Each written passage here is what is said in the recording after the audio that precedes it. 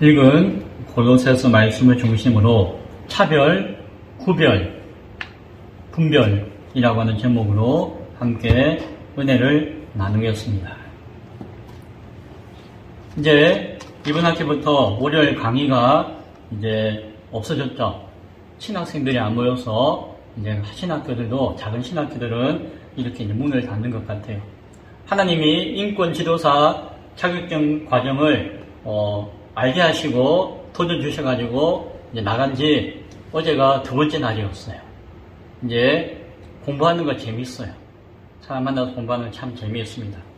그 세미나 모임이 서울의 선능역이라고 제가 역삼동에 있는 교회에서 사역한 적이 있는데 그 바로 옆에 있는 동네에 있는 그곳에 세미나가 있어요. 서울 강남의 한복판이죠. 하루 종일 토요일날 수업 듣고 오면은 저녁에 교회 오니까 조금 피곤함이 있어요. 적응이 되어야 될 건데 어쨌든 사실은 피곤한 이유는 금요일 새벽에 제가 가잖아요. 기차 타고 가니까, 요번 차를 안 가지고 다니니까. 금요일 새벽에 서울로 가서 서울에서 아침에 그 같이 가는 목사님을 만나가지고 카풀로 광주에 있는 매주 금요일날 모이는 모임에 가요. 모임을 하고 어제는 오후에 또 명동에 있는 치과에 갔다가 저녁에 또 국립극장에 있는 음악회에 제가 초대를 받아가지고 아는 분을 통해가지고 저녁에 또 음악회를 갔어요. 마치고 나니까 9시 반쯤 됐죠. 그래서 늦은 밤에 그 선능역 세미나실 근처에 있는 찜질방을 하나 찾아가지고 가서 쉬었어요. 우리 진부가 다 좋은데 목욕탕이 제대로 없어가지고 제가 물을 참 좋아하는데 늘 아쉬운데 핑계 삼아 목욕탕 가는 걸 좋아하죠. 가서 목욕도 하고 이제 찜질도 하고 쉬죠. 잠도 푹 자고. 그런데 어제 간 곳을 처음 가봤는데 이제 앞으로는 세미나실 근처라서 자주 갈 것 같은데 요즘 찜질방은 달라졌어요. 카페 같아요. 카페. 우리 저 대관령 카페 넓은 데 가봤잖아요. 찜질방인데 안에가 그렇게 생긴 거예요. 차도 마시고 빵도 먹고 과자도 사 먹고 그리고 또 주변에 막 책이 많아가지고 책도 보고 이렇게 쇼파 같은 데 앉아서 책도 보고 또 어떤 데는 막 공부도 하고 공부 책상들이 쫙 있어가지고 야, 요즘 찜질방이 옛날하고 다르네 하는 생각을 하게 되었어요. 이제 앞으로 자주 갈 것 같아요. 가서 제가 푹 쉬었을까요? 젊은 사람들도 많이 오고 또 가족들도 많이 오고 친구들도 많이 오고 그런데 제 혼자 가서 쉬는데 못 쉬었어요. 못 쉬죠. 좀 낯서니까 낯선 데 가가지고 또 분위기가 전혀 다르잖아요. 제가 알고 있는 찜질방하고 달라요. 그러니까 시설도 깨끗하고 좋은데 조금 어색해가지고 잠이 안 와가지고 그래서 어제는 더 피곤했던 것 같아요. 이제 좀 몇 분 가다 보면 이제 정되면은 코 골면서 잘 수도 있겠죠. 어제 강의를 통해서 기론평 교수님이라고 하는 교수님의 차별금지법과 인권이라고 하는 강의를 들었어요. 2개 강의를 듣는데 그중 하나가 그분 강의예요. 그분을 통해서 제가 그 과정을 알고 갔죠. 기론평 교수님은 제 대학교 은사예요. 제가 대학 다닐 때 저 부산 이제 물리학과 졸업했잖아요. 물리학을 공부할 때에 그때 있던 젊은 교수님이었어요. 저는 나이가 40대인가 했더만 따지고 보니까 30대 교수였어요. 엄청 젊죠? 그래서 우리가 믿음의 형제들이 모여서 우리 학과 안에 있는 형제들이 모여서 기도하는 모임이 있었는데 매주마다 우리 모여서 함께 기도하는 모임이 있었는데 학과의 구원과 하나님 나라를 위해서 기도하는 거예요. 그때 그 젊은 교수님이 오셔서 함께 기도 모임을 했던 기억이 있어요. 몇 번 와가지고 같이 했는데 그 교수님이 이제 나이도 먹고 해가지고 한 10여 년 전부터는 한국 교회에 아주 유명한 사람이 됐어요.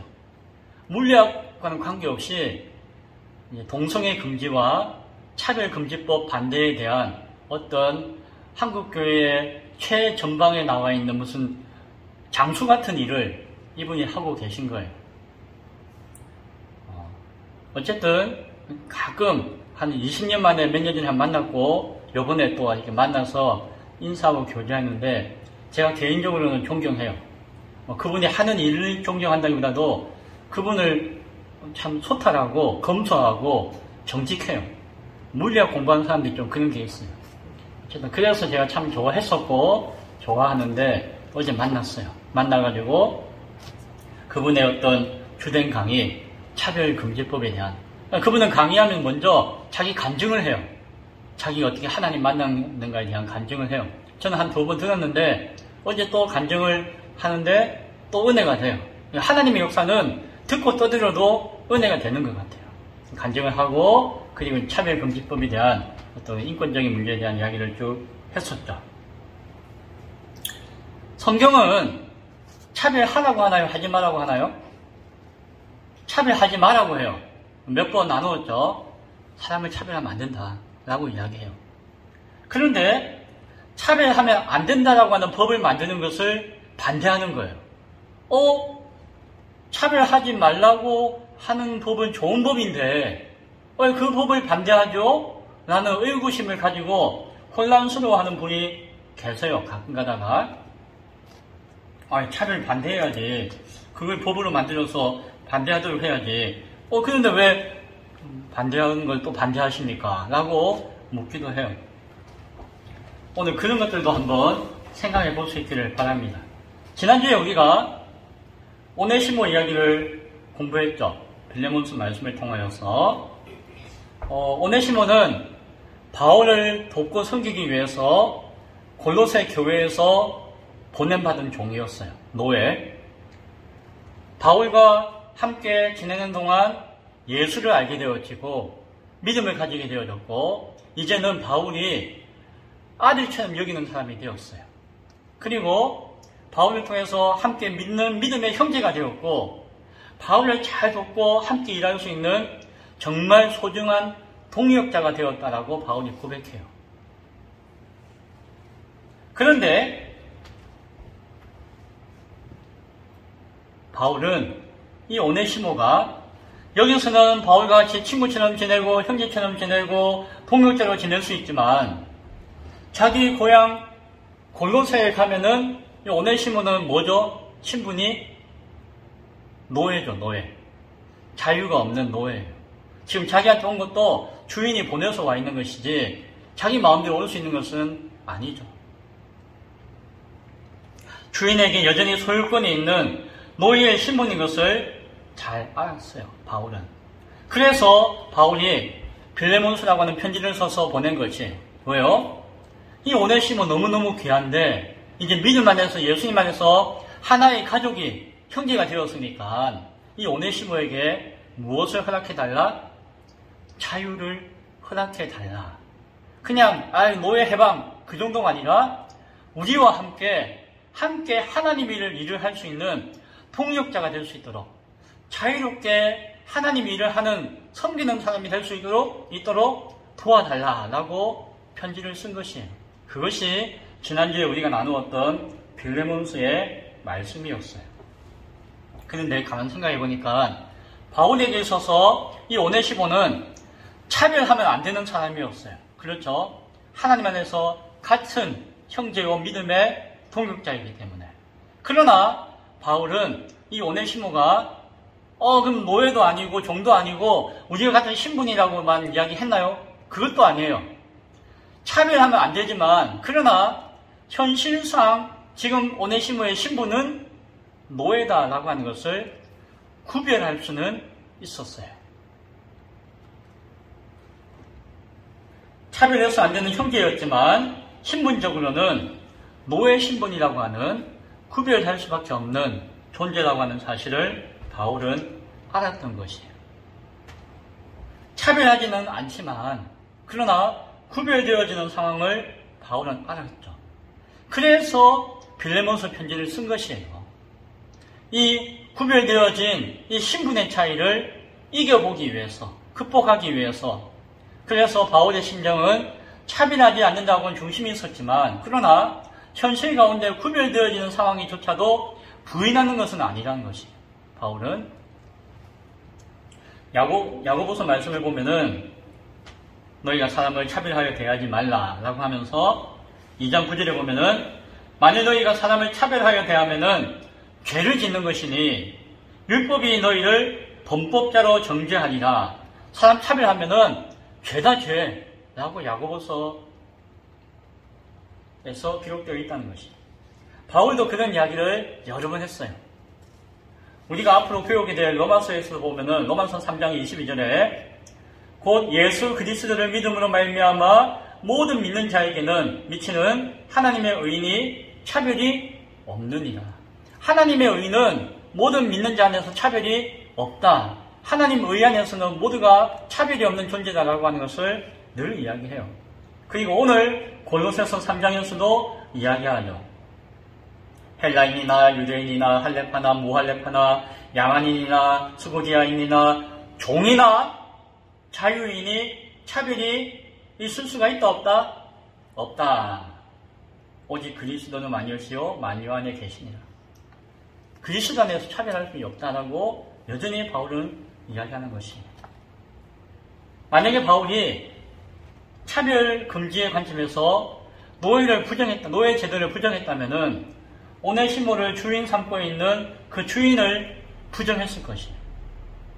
그러면 당신은 자유인이니까 너를 소유하고 있는 주인 나쁜 사람이야 라고 하면서 상대도 안 했거나 부정했을 것이에요. 그러나 그도 골로새 교회의 성도이고 형제였죠. 바울은 노예 해방을 위해서 막 싸우는 투쟁하는 사람이 아니었던 것을 봐요. 그것은 바울은 당시의 역사와 사회와 문화를 통해서 존재하고 있는 그 주인과 노예라고 하는 관계에 대해서 부정하기보다는 구별하는 입장을 분명히 하고 있다는 것을 보게 되어져요. 여기서 우리는 차별과 구별을 좀 구분할 필요가 있죠. 차별이라고 하는 것은 무엇이냐? 차별은 인간이 이기적인 마음과 생각 가운데, 자기 욕심 가운데, 그러한 기준과 판단 가운데서 사람을 차등두는 것을 차별이라고 해요. 그 근저에는 무엇이 있다? 인간의 자기 중심적인 생각과 판단이 있는 것이. 그리고 자기 중심적인 생각과 판단에는 뭐가 있다? 인간의 교만과 욕심이 있는 것이. 그 차별은 나쁜 것이에요. 그것은 금지해야 되는 것이에요. 그런데 바울이 가지고 있던 어떤 구별은 어떤 의미인가 하니 객관적인 기준과 판단의 근거가 있는 것이에요. 그 사회가 함께 나누고 있는. 그래서 그 기준에 따라서 차이를 인정하는 것이에요. 그래서 그 사회의 공식적인 중심을 가지는 것입니다. 차별은 인간의 개인적인 사사로운 것이 중심이 된다면은 구별한다는 것은 객관적이고 공식적인 기준에 따라서 나누는 것을 구별한다는 것이죠. 바울은 오네시모를 종이라고 하는 것을 인정하고 그 신분 해방을 위해서 노력한 것들은 그것을 인정했다는 것이에요. 구별했다는 것이에요. 차별은 하지 않았지만은 구별할 것은 구별했다는 것이에요. 앞서 이야기했던 차별금지법에는 차별하면 안 된다고 하는 것은 오케이, 그것은 부정하지 않지만 그 안에는 구별해야 될 것들이 있는데 사회의 질서와 어떤 공적인 어떤 기준에 의해서 구별해야 될 것이 있는데 그 구별해야 되는 것조차도 무시하는 요소들이 그냥 막 들어있기 때문에 그것을 금지하는 것이죠. 차별하는 것을 막는 것을 금지하는 것은 아니에요. 그 뜻을 우리가 분명히 알아야 됩니다. 남자하고 여자가 있는데 그것은 구별해야 될까요? 안 해야 될까요? 인격적인 존엄성은 차별하면 안 되겠지만 그 고유의 특성은 구별해야 돼요. 만약에 어떤 남자가 난 여잔데요? 자기가 여자라는 거 아니에요. 어떤 남자가 난 여자예요. 나는 여자가 좋아요. 난 여자예요. 라고 이야기하면서 저 목욕탕에, 제가 좋아하는 목욕탕에 여탕에 가가지고 빨가벗고 막 목욕을 하는 거예요. 사람들이 놀래가지고 아니 여기 여탕인데 남자가 들어오는데 안 된다고 하는데 난 여잔데? 난 여자가 좋은데? 라고 하면 이게 될 거야 안 될까요? 자기 이기적인 생각과 판단에는 그렇게 생각하는 자유일지 몰라도 다른 사람들에게 해를 주는 거예요. 공공의 질서가 무너지는 것이죠. 그렇게 행하면 그것은 범법자가 되는 거예요. 죄인이 되는 거예요. 자기 생각과 상관없어요. 그거는. 그래서 해야 될 것들을 구별하지 않는 것은 문제가 있는 것이죠. 그래서 구별해야 될 것을 구별해야 되는데 구별하는 것조차 없이 무조건 차별하지 않는다는 것은 문제가 있는 것이. 그런 의미에서 그것을 반대하는 것이다라고 생각할 수가 있습니다. 오네시모가 바울이 오네시모야 당신은 나의 믿음의 형제요 내 아들과 같아. 그리스도 안에서 하나님 안에서 우리는 더 이상 당신을 차별하지 않고 내 가족처럼 내 형제처럼 자유인으로 대할 것이야 라고 이야기했어요. 바울이. 근데 오네시모가 사람들에게 바울이 나를 자유롭다고 이야기했다. 나도 내가 생각해보니까 난 자유인인 것 같아. 그래서 자기 집에 가가지고 고로사에 가가지고 자기 주인에게 주인이요 보소서 나는 자유인입니다. 나는 자유롭고 싶어요. 나는 자유인이라고 생각해요. 그래서 주인을 무시한다거나 막 주인의 자격을 이렇게 부정한다거나 하면은 어떻게 될까요? 맞아 죽죠. 왜냐하면은 자기 신분이 노예이기 때문에 법적인 근거가 노예로서 놓여져 있기 때문에 자기는 아무리 자유인이라고 하고 싶어도 그렇게 안 되는 거예요. 그것은 구별해야 되는 것이에요. 그것을 구별하지 않으면은 나중에는 자기의 기본적인 어떤 존엄성도 훼손되는 거예요. 그 서로서의 관계가 무너지는 것이에요. 그래서 바울이 편지 쓴 거예요. 요청하는 것이에요. 자유를 허락해달라. 그것은 누구의 허락이 필요하다? 바울은 아무리 차별하지 않고 자유를 주고 싶어도 주인이 법적으로 문서를 써서 허락해 줘야지 가능한 것이기 때문에. 22절 이하에 바울이 생각하는 차별을 극복하면서도 각자의 위치에서 구별되어지는 삶을 요구하는 것을 이야기해요. 그 내용이 22절 이하에 나오죠. 종들아 모든 일에 육신의 상전들에게 순종하되 하나님을 기쁘게 하는 자와 같이 눈가림만 하지 말고 오직 주를 두려워하여 성실한 마음으로 하라. 무슨 일을 하든지 마음을 다하여 주께 하듯 하고 사람에게 하듯 하지 말라. 이는 기업의 상을 주께 받는 줄 아나니 너희 주 그리스도를 섬기느니라. 종들에게 종이나 자유인이나 차별하지 않는다고 앞서 이야기했지만 그러나 바로 이어서 하는 이야기가 종들에게 그 신분의 차이를 스스로 부정하지 말고 그 구별되어진 위치 가운데서 하나님을 섬기듯이 또 나에게 주어진 상황에서 그 주인을 잘 섬겨라. 게으름 피우지 말고 잘 섬겨라 라고 권면해 주어요. 바울이 가르치는 그 뜻을 주 안에서 하나이고 한 형제이고 차별이 없다라고 이야기하면서 동시에 주 안에서 주인을 잘 섬겨라라고 또한 이야기해요. 주 그리스도를 섬기는 믿음으로 차별이 없는 관계이지만 주님을 섬기는 마음과 자세로 구별되어진 관계를 존중할 수 있어야 되는 거죠.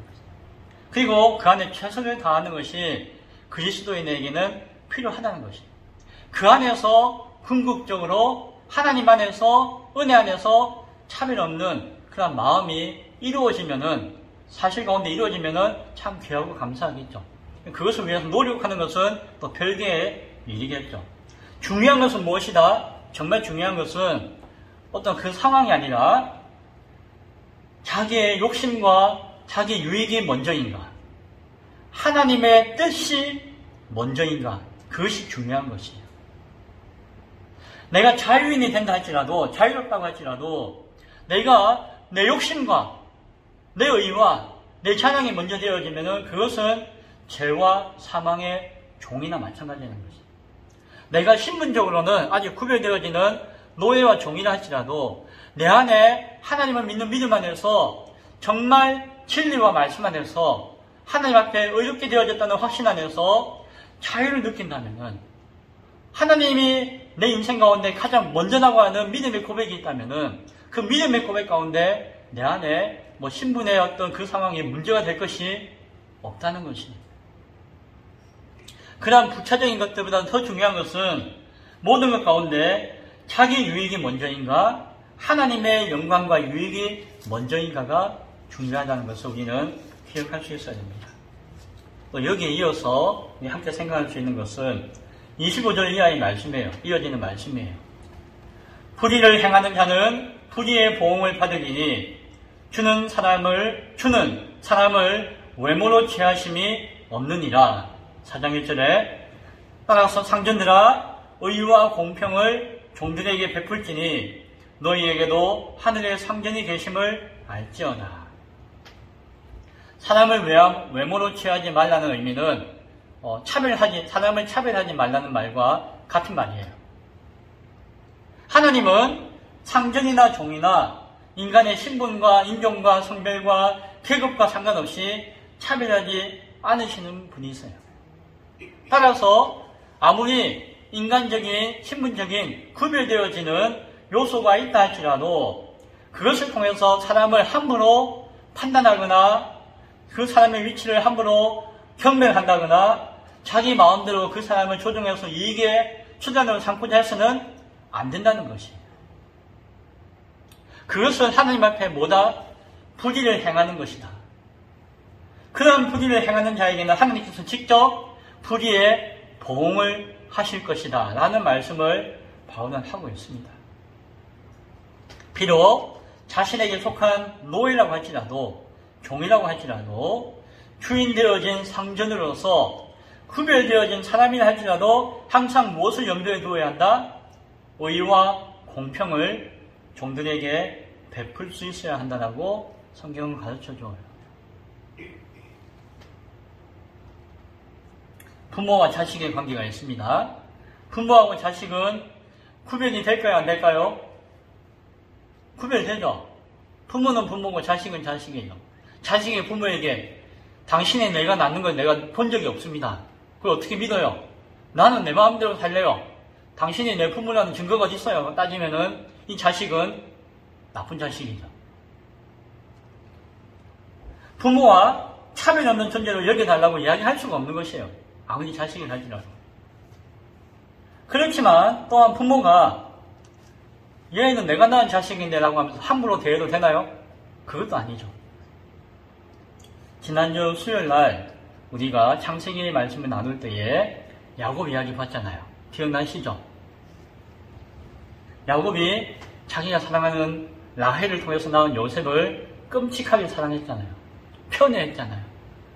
그 사랑하는 것까지 좋은데 덕분에 다른 배다른 형제들에 대해서는 업신여긴 것 같아요. 그래서 다른 형제들이 요셉을 미워했잖아요. 미워한 게 너무 심해가지고 나중에는 죽이려고 했잖아요. 차마 못 죽여가지고 애굽의 노예로 팔아버렸잖아요. 그 참 비참한 사건들을 우리가 보았죠. 그 탓은, 그 근본적인 원인은 어디에 있다? 형들에게 있다? 요셉에게 있다? 사실은 야곱에게 있는 거예요. 야곱이 편애했던 것이죠. 차별했던 것이죠. 근데 야곱이 그걸 못 뉘우치잖아요. 맞죠? 쉽게 못 뉘우쳐요. 사람이 자신을 못 돌아봐요. 나중에 이제 먹을 게 없어가지고 총리된 요셉을 찾아가서 먹을 것을 구하러 가는데 베냐민 막내 동생 데리고 오면 주겠다라고 할 때에 여차할 때에 야곱이 뭐라고 했죠? 안 된다 이놈들아. 너희가 요셉도 잃어버리고 시므온도 잃어버리더니 이 베냐민까지도 데려가려느냐? 안 돼! 내 눈에 흙이 들어가면 안 돼. 이런 식으로 이야기한 것이에요. 베냐민을 향한 편애가 심했죠. 아직까지도. 자기가 무엇이 문제인 것을 모르는 부모되어진 야곱의 모습을 우리가 살펴볼 수가 있었습니다. 사실 이런 것들은 하나님 앞에 불의한 모습이에요.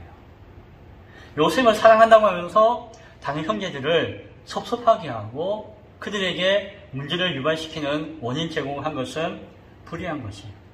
이것은 그 중심이 하나님의 중심이 아니라 내가 좋아하는 것, 내 기쁨이 되는 것, 자기 유익과 생각이, 인간적인 생각이, 판단이 앞서 있었던 것이에요. 그래서 우리는 이 차별과 구별을 넘어서는 또 하나의 가치를 생각해 볼 수가 있습니다. 무엇입니까? 저는 그것을 분별이다라고 이야기합니다. 분별이라고 하는 것은 하나님의 말씀을 이 계시되어진 하나님의 마음을 이 계시되어진 말씀을 통해서 바르게 이해함으로 구별하는 것이에요. 그냥 구별이라고 하는 것은 그냥 객관적인 그리고 그냥 공적인 기준에 의해서 판단에 의해서 나누는 것이다 라고 한다면은, 차별은 이기적인 생각과 판단과 인간적인 사사로운 욕심으로 하는 것이라고 한다면은, 분별은 하나님의 말씀을 통한 하나님의 뜻에 따라서 구분하는 것입니다. 객관적이고 공적인 기준으로 구별하는 것과의 차이는 무엇일까요? 삼위일체 하나님의 말씀으로 판단한다는 것이에요. 그래서 그것을 분별이라고 이야기하고 있고, 성경은 그 분별할 수 있는 능력을 분별력이라고 하면서 그것은 성령의 은사 가운데 가장 귀한 것 중에 하나라고 이야기하고 있는 것을 봅니다. 오늘날 혼돈스러운 이 시대 가운데 교회와 성도에게 가장 필요한 것이 분별력이에요. 상전의 입장과 종의 입장에서도 자기 입장에 앞서서 우선적으로 하나님 말씀으로 분별할 수 있어야 되는 것이에요. 부모의 입장과 자녀의 입장에 앞서서 먼저 하나님의 말씀으로 분별할 수가 있어야 되는 것이에요. 경영하는 사람이나 근로하는 사람의 입장을 떠나서 그것보다도 먼저 하나님 말씀으로 분별할 수가 있어야 하는 것이에요. 남자의 입장과 여자의 입장을 떠나서 하나님 말씀으로 분별할 수가 있어야 하는 것이에요. 자기의 위치와 생각과 판단에 우선하여 하나님 말씀으로 바라보고 분별할 수 있어야 하는 것이에요. 그것이 골로새서에서 이야기하고 있는 땅의 것을 보거나 생각하지 말고 하늘의 것을 생각하고 바라보라는 말씀의 의미인 것이에요. 골로새서의 그 골로새의 주인과 오네시모의 입장에서도 바울은 우선적으로 성령 안에서 차별과 구별을 넘어서는 분별력을 가지고 말씀하고 있다는 것을 우리는 바라볼 수 있어야 되는 것이에요. 빌레몬서를 우리가 읽을 때에, 읽었지만 앞으로 또 읽을 때에도 그러한 분별력이라고 하는 말씀의 기준을 가지고 읽어야 되는 것이에요. 동시에 이 빌레몬서와 함께 우리에게 주어진 이 골로새서를 바라볼 때에 가장 중요한 기준이 뭘까요? 분별력이에요. 그래서 골로새서 말씀을 오늘 이후에 몇 주 나눌 때에 그 기준을 마음에 새기고 머리에 두고 말씀을 나눌 수 있기를 바랍니다. 이제 말씀을 정리하고자 합니다. 우리는 누가 구원을 받을 사람인가? 누가 구원받지 못할 사람인가? 알 수 없어요. 누가 믿음이 좋은 사람인가? 누가 믿음이 나쁜 사람인가? 우리는 쉽게 판단해서는 안 돼요. 우리의 생각과 판단으로 함부로 이 사람은 맞다, 틀렸다라고 예단하거나 정죄하거나 그 영혼의 가치를 매겨서도 안 돼요. 참 조심스러워요. 우리에게 필요한 것은 차별을 금지하는 법이 중요한 것이 아니라 객관적으로 엄정하게 구별하는 것이 중요한 것만이 아니라 하나님의 마음으로 이 말씀을 중심으로 분별하는 것이에요. 근데 가장 먼저 분별해야 될 것이 무엇인가요? 자기 자신이에요. 내 자신이 먼저 분별되어질 때에 내가 다른 것들도 분별할 수 있는 거지. 분별력은 어떤 다른 사람이나 대상을 향해서 주신 성령의 은사가 아니라 무엇보다도 자기 스스로를 먼저 돌아보기를 원하시는 성령님의 은사예요.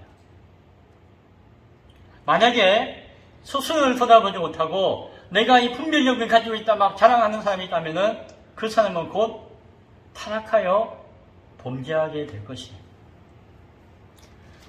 성경에 기록되어져 있는 모든 은사가 동일합니다. 모든 은사는 누구를 위해서 준 것일까요? 개인을 위해서 준 것은 없어요. 모든 은사가 현상이나 모습이나 모양은 개인적인 것들도 있고 하겠지만 모든 은사는 개인을 위한 은사는 없어요. 모든 은사는 누구를 위한 것이다? 교회를 위한 것이에요. 교회를 위한 것이에요. 교회를 세우기 위해서 쓰이는 것이 은사이고 교회를 섬기기 위해서 쓰이는 것이 은사이고 교회를 지키기 위해서 쓰이는 것이 은사예요. 분별력도 교회를 세우고 교회를 섬기는 것 가운데 교회를 지키기 위해서 교회를 온전케 하기 위해서 사용되어져야 하는 것이 분별의 은사인 것이죠. 혹시라도 이러한 것들을 개인의 은사고 나의 것이라고 여기는 그 순간 그 사람은 교만하게 되는 것이고 그 사람은 타락하게 되는 것이고 그 사람은 어그러지게 되는 것이에요. 분별도 마찬가지입니다. 다른 사람을 나와 다른 존재를 함부로 판단해서는 안 됩니다. 그것이 차별하지 말라고 하는 성경의 가르침이에요. 동시에 서로의 차이와 서로의 다름을 무시해서도 안 돼요. 바르게 구별해야 될 또한 의미이고 가치인 것이에요. 이와 동시에 무엇보다도 중요한 것은 하나님의 마음으로 교회를 향한 중심 가운데 세상과 사람들 앞에 세워진 자신을 그리고 이웃을 분별할 수 있어야 한다는 것입니다. 따라서 우리는 스스로의 연약함과 부족함을 깨닫고 날마다 고백하며 회개할 수 있는 것이에요. 그것은 자신을 분별할 수 없다면 할 수 없는 것이에요.